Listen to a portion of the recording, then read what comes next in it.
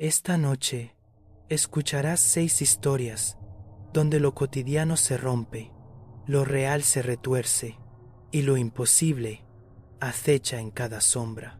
Un hombre invade sin querer el refugio oculto de un desconocido bajo un puente, sin saber que alguien lo sigue entre los árboles con una intención que no quiere imaginar.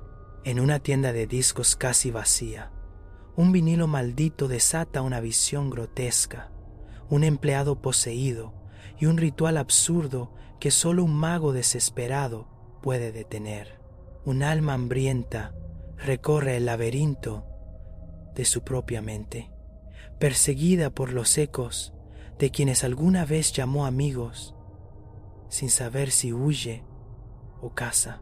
A las 3 de la madrugada, un auto que no debería estar allí regresa a vigilar la misma casa una y otra vez, como si esperara el momento perfecto para acercarse.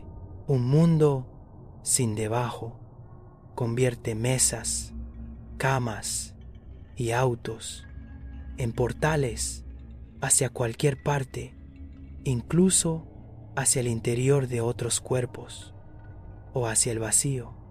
Y un hijo que solo quería ayudar descubre que el árbol que quien prometa consumió a su padre no era un árbol en absoluto, y que al destruirlo quizá liberó algo mucho peor que la sombra que los protegía.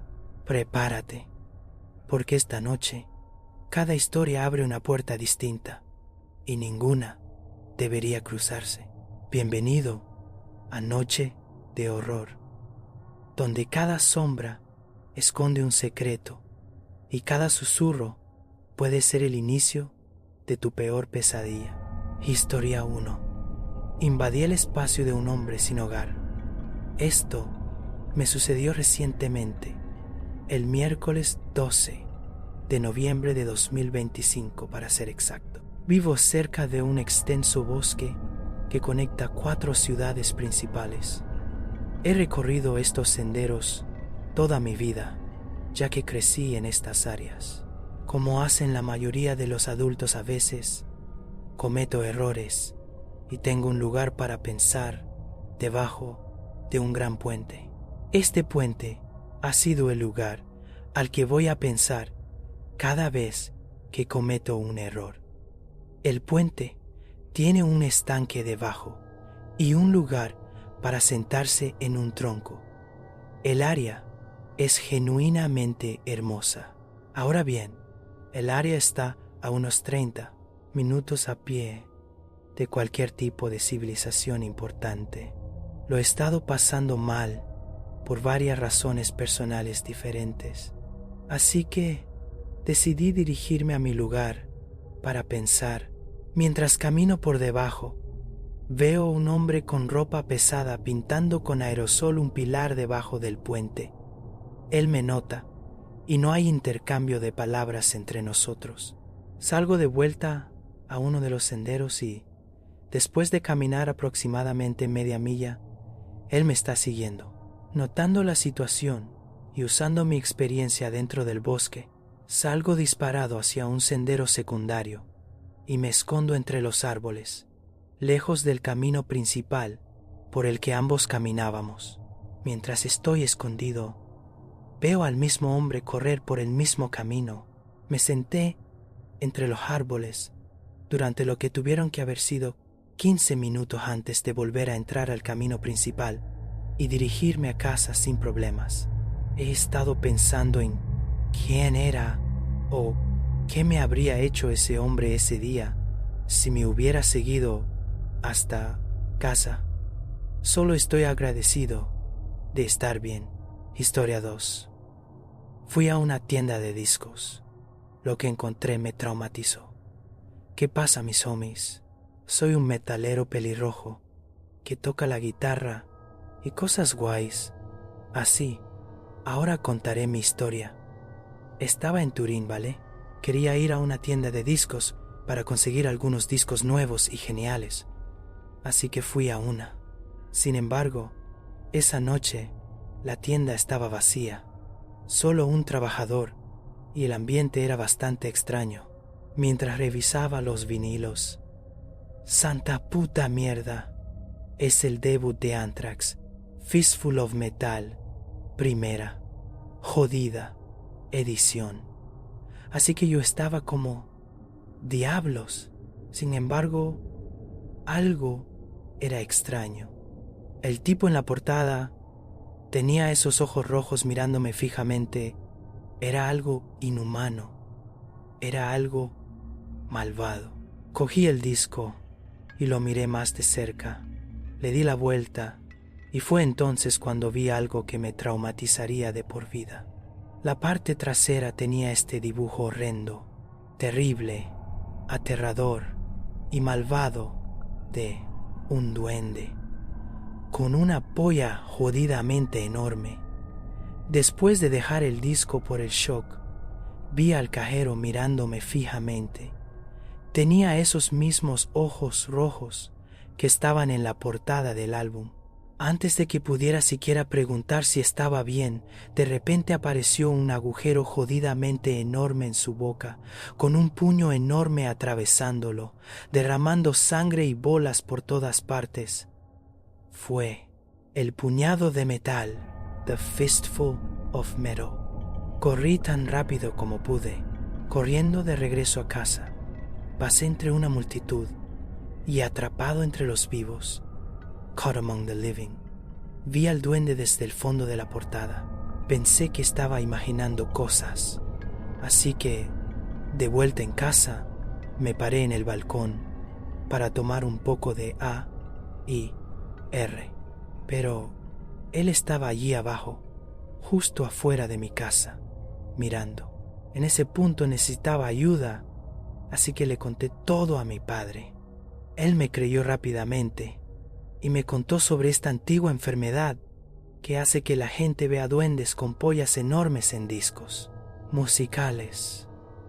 Cualquiera que comprara el disco tendría los mismos ojos rojos de la portada del álbum y contagiaría la enfermedad a cualquiera a quien mirara a los ojos. Eso significa que mi padre también tenía la enfermedad, pero mi padre, sin embargo, sabía cómo derrotarlo, ya que es un mago que practica magia negra. La única forma de derrotar la enfermedad sería anunciar nuestra calvicie al rey del pop, Michael Jackson. Mi padre ya era calvo, pero yo no, así que me afeitó el cabello. Tomamos un vuelo a la tumba de Mejata. Fue entonces cuando dibujamos el pentagrama y coreamos las palabras del ritual. Soy calvo, soy calvo. Mientras anunciábamos nuestra calvicie, el duende murió explotando en sangre, tripas y cerveza. Nuestros ojos ya no eran rojos. Al final, mi papá fue arrestado por allanamiento, destrucción de propiedad privada y salir a la calle sin un permiso de calvicie. Yo fui ingresado en un manicomio. Historia 3. Pac-Man. Tengo tanta hambre. Todo lo que quiero hacer es comer. Deambulo por el laberinto de mi mente con el apetito voraz. Me persigue la culpa de mi obsesión. Estos fantasmas, estos ecos fugaces de personas que alguna vez consideré mis amigos, intentan detenerme, intentan cualquier cosa para detenerme. A veces intentan atraparme, pero si alguna vez me detuviera, seguramente moriría. Así que huyo de ellos, me distancio de ellos, porque no me entienden, ni lo perdido que estoy. No importa cuánto lo intente, incluso cuando creo haber encontrado la salida, termino justo de vuelta en el laberinto. Mientras vago por estos pasillos oscuros, a veces encuentro algo especial para comer. Me hace sentir mejor, me hace sentir más fuerte. No recuerdo mucho de lo que sucede después. Todo lo que recuerdo es que, por una vez, yo los estoy persiguiendo a ellos y que son deliciosos. Historia 4. Sintiéndome observada y asustada, el 26 de octubre, noté un coche conduciendo por el carril donde está mi casa. Mi casa está al final del circuito. Mis persianas están cerradas, pero aún puedo distinguir a través de los patrones de luz que brillan a través de mis persianas, etc. De todos modos, usualmente, cuando un coche pasa, escucho y noto la luz. Esta vez, la luz seguía frente a mi casa, así que me asusté un poco. También eran las 3:40 de la mañana. Luego me acerqué a las persianas para mirar a través de los pequeños agujeros quién era. Pensé que tal vez era un vecino, pero en lugar de irse justo después de que apagué mis luces, se acercaron mucho a mi casa y luego se detuvieron donde mi entrada se encontraba con la carretera. También conducían súper lento, como rastreando y acechando. Observé y simplemente se quedaron allí, justo frente a mi entrada, lo más cerca que pudieron de mi casa, durante como 1 minuto antes de girar y alejarse, acechando de nuevo. Excepto que en lugar de irse, se alejaron lentamente, demorándose, no yéndose realmente. Todavía se sentía como si estuvieran vigilando mi casa. Luego pausaron donde está la esquina para salir de mi carril y en lugar de girar de inmediato, esperaron unos segundos más y luego se fueron lentamente. Obviamente, estaba asustada. Incluso les conté a los otros que viven conmigo que esto había sucedido. Antes de esto, tenía el hábito de quedarme despierta a las 3 am. Después de esto, tenía miedo de estar despierta a las 3 am, pero solo en mi teléfono, sin encender las luces. Ahora es hoy, 13 de noviembre. Sentí que hoy podía mantener las luces encendidas de nuevo, porque ha pasado un tiempo desde que eso sucedió, así que me sentí segura para hacerlo otra vez. Y luego a las 3:20 de la mañana escuché un coche, pero no estaba demasiado asustada porque los coches a veces pasan, pero aún era consciente de que la hora era similar a la última vez y que no mucha gente conduce a las 3 am y lo que pasó la última vez con ese otro coche.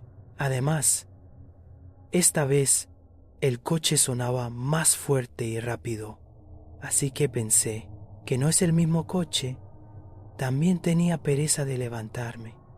2 minutos después me levanto y miro por la ventana solo para comprobar, supongo, o asegurarme. Y luego veo un coche estacionado a varias casas de distancia, mirando hacia el lado opuesto de mi casa, simplemente pausado allí. Esperaba que tal vez fuera el que realmente vive en esa casa. Tal vez alguien llegó a casa tarde en la noche, pero simplemente seguí observando su coche desde las persianas. Después de varios minutos, arrancaron y se alejaron conduciendo rápidamente. Estoy asustada de nuevo. No sé qué está pasando. Quiero decir que es coincidencia, pero no sé. ¿Debería tener miedo? ¿O qué debería hacer? ¿Y qué fue eso? ¿Y qué quieren? Ja, ja, ja. Historia 5. Ya no hay un debajo. Me desperté hoy porque ya no hay un debajo. Sé que eso no tiene sentido, pero literalmente ya no hay debajo. Recuerdo levantarme y recuerdo poner unos calcetines debajo de la cama que quería usar por la parálisis. Mañana, cuando intenté mirar debajo de la cama, era todo blanco. No podía creer lo que veía en mis ojos, y mientras intentaba mirar con más fuerza debajo de la cama, simplemente caí de espaldas sobre mi cama de nuevo. Tuve que aceptar que ya no hay un debajo. Luego intenté mirar debajo de la mesa y debajo de los sofás, y de nuevo, nada debajo. No había parte de abajo, solo una cosa blanca y vacía. Intenté mirar más fuerte e ir más profundo, pero simplemente terminé en algún otro lugar de la casa. Esto estaba empezando a preocuparme, porque ahora que no había un debajo, eso causaría inmensos problemas prácticos. Intenté mirar debajo de mi coche, y de nuevo, era solo una cosa blanca y vacía.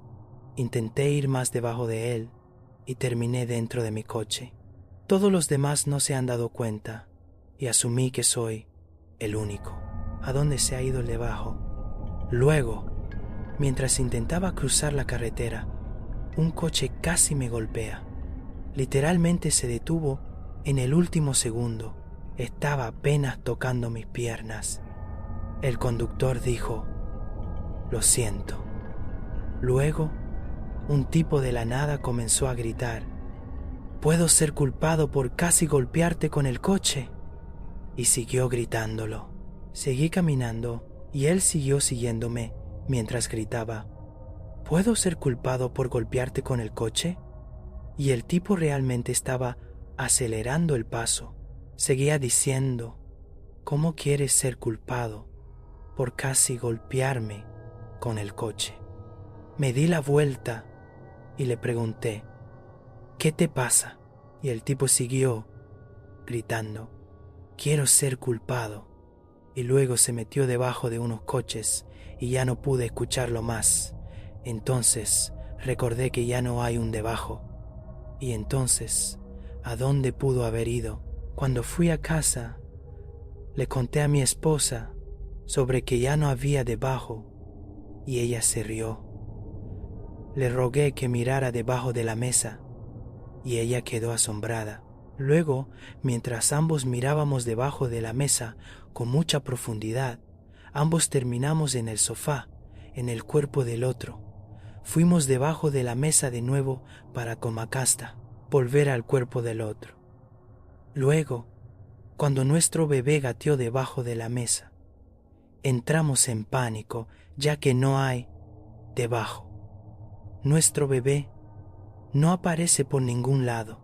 Historia 6. Mi papá pasó 15 años cuidando el árbol en nuestro patio trasero. Acabo de cortarlo y no creo que fuera un árbol. No sé a dónde más acudir. No puedo hablar con mi mamá sobre esto. Ella ya es un desastre. No puedo hablar con mi papá porque, bueno, él es la razón por la que estoy escribiendo esto. Hice algo y pensé que estaba haciendo lo correcto. Pensé que lo estaba salvando, pero ahora la casa está llena de un silencio que es mucho peor que los gritos que desearía poder escuchar, y veo la mirada en los ojos de mi padre y sé que he cometido un terrible, terrible error. Necesito ayuda. Necesito que alguien me diga qué necesito hacer. Vivimos en una casa bonita, el tipo de lugar al que la gente se muda cuando quiere una familia. Un patio grande, una cerca de estacas, parterres de flores por los que mi madre se preocupa. Era un lugar normal y feliz para crecer, hasta el árbol. Todo comenzó hace unos 15 años. Yo tenía 10. Mi papá llegó a casa del trabajo un día absolutamente vibrando, con una energía que rara vez había visto. Era un hombre tranquilo, un hombre decente. Tenía un trabajo estable en logística y sus pasiones eran pequeñas y manejables. Amaba la jardinería. Era su escape. Ese día sostenía una pequeña bolsa de papel arrugada. «Mira esto», dijo, con los ojos brillando, mientras me mostraba una única semilla negra, nudosa y retorcida. Era del tamaño de un huevo de paloma, extrañamente pesada y cubierta de tenues patrones en espiral. La conseguí de un vendedor ambulante en el centro. Un tipo viejo dijo que era especial. Dijo que crecería hasta ser un gran árbol, un rey en nuestro patio. Dijo que proyectaría su sombra sobre toda la casa y nos protegería. Yo tenía 10 años. Pensé que era genial. Mi papá era un hombre cuerdo y racional. pero siempre se ponía un poco poético cuando hablaba de su jardín. Simplemente pensé que estaba exagerando para emocionar a su único hijo. La plantamos juntos en el centro del patio trasero. Fue un buen recuerdo, uno de los últimos puramente buenos, creo. El árbol creció, y creció rápido, más rápido de lo que cualquier árbol tiene derecho a crecer. En un par de años, ya era más alto que yo. Mi papá estaba extasiado.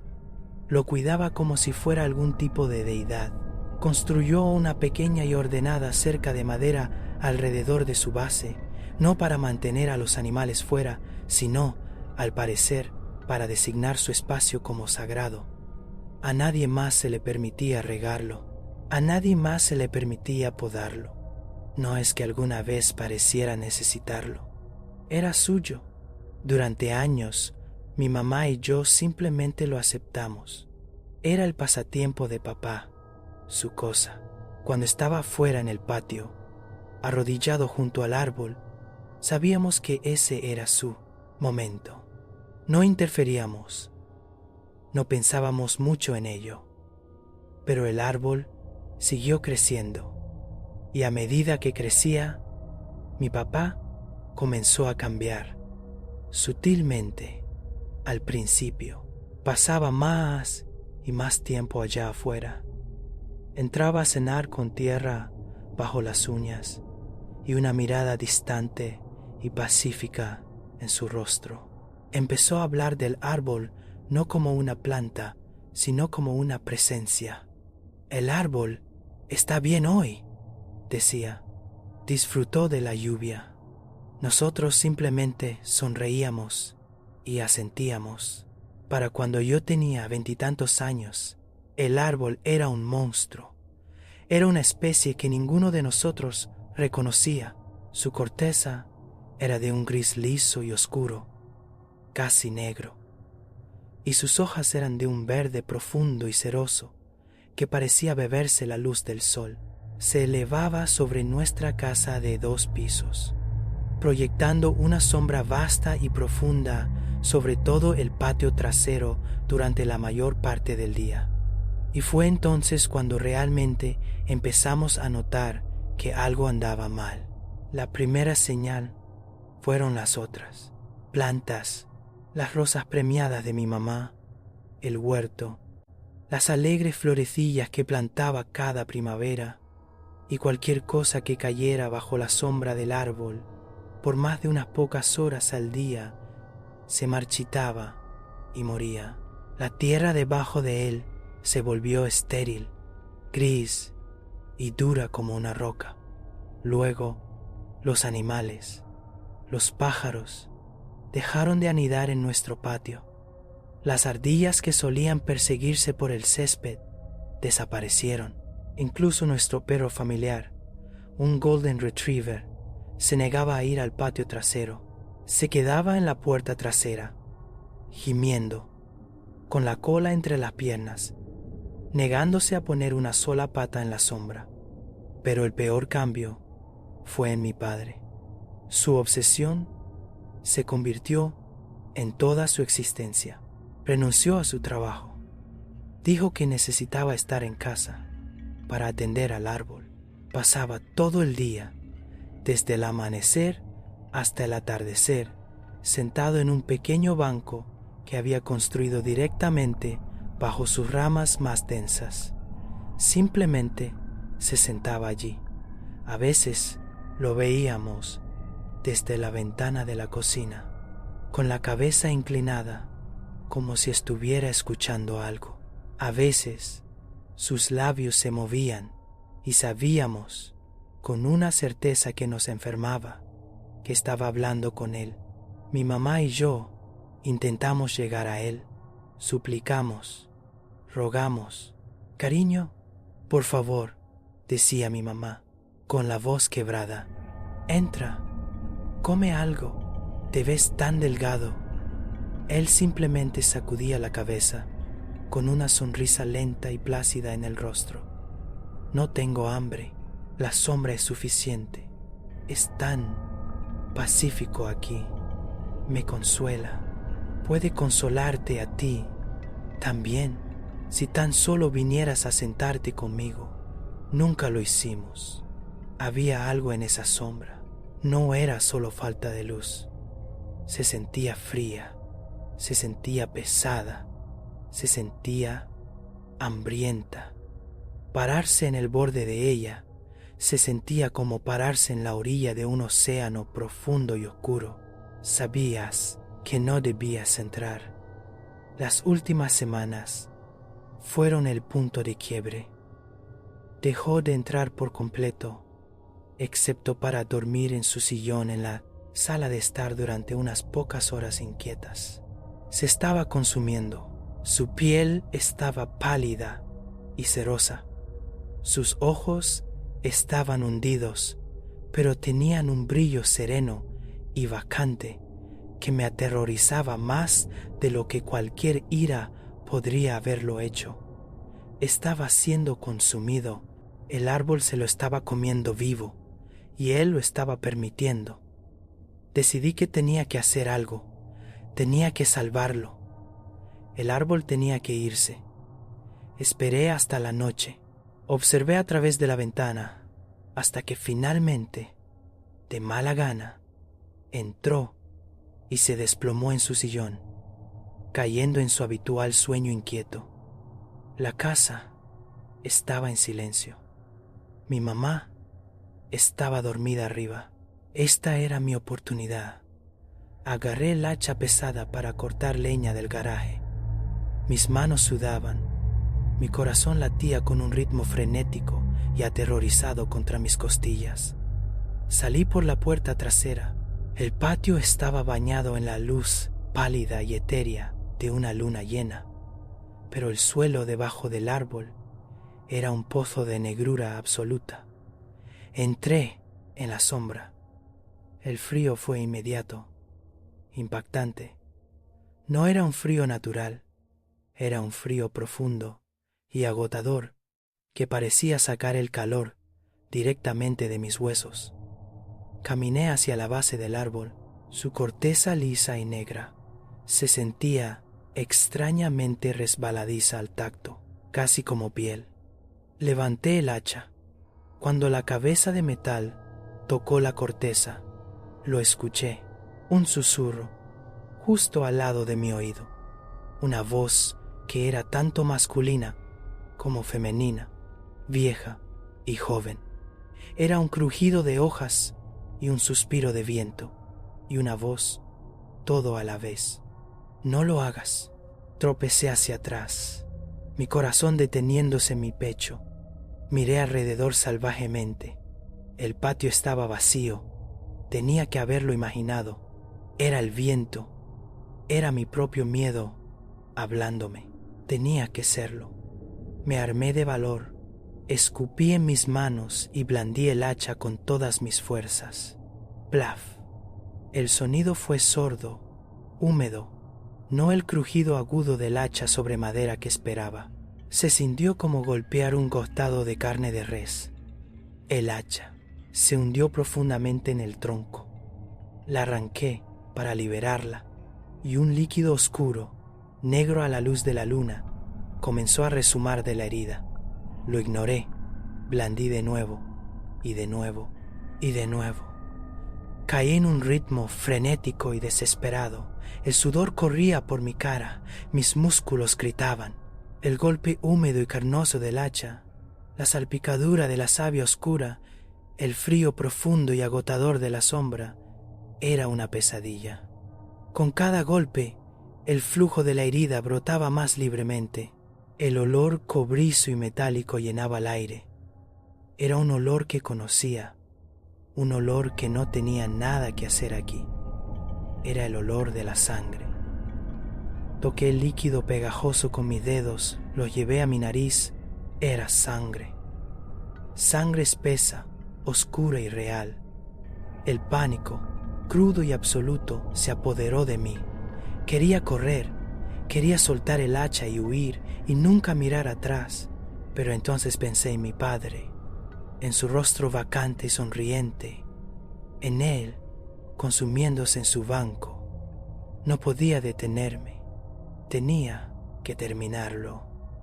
Grité, un sonido crudo y sin palabras de rabia y miedo, y puse todo lo que tenía en los últimos golpes. La herida se ensanchó, el árbol gimió, un sonido profundo y estremecedor que pareció sacudir el suelo mismo. Y luego, con un chillido final y desgarrador de materia astillándose, cayó, se estrelló en el patio, con un estruendo que sacudió el suelo, sus grandes ramas destrozando las macetas vacías de mi mamá. Silencio. La sombra se había ido. Yo estaba jadeando, apoyándome en el hacha, mi cuerpo temblando de agotamiento y adrenalina. Mis ojos se dirigieron al tocón, al lugar donde lo había cortado. Saqué la pequeña linterna de mi bolsillo trasero y apunté el haz de luz a la herida. El interior del árbol no era madera. Era una masa caótica y fibrosa de lo que parecía músculo rojo oscuro y tendones pálidos y brillantes, todo tejido alrededor de un núcleo central horroroso, donde había cortado el árbol por la mitad. También lo había cortado a él por la mitad. Incrustado en el centro del tronco, integrado en su propio ser, estaba el torso de un ser humano. Podía ver la curva de la caja torácica, la forma de la columna vertebral, el aspecto pálido y gomoso de la carne preservada. Lo había cortado limpiamente. La sangre oscura todavía brotaba de él, empapando el suelo. No sabía qué hacer, no podía gritar, no podía moverme. Mi mente simplemente se detuvo. ¿Qué era esto? ¿Quién era esto? ¿Era esto con lo que mi padre había estado hablando? Quémalo. La voz vino de detrás de mí. Era tranquila, rasposa y rota.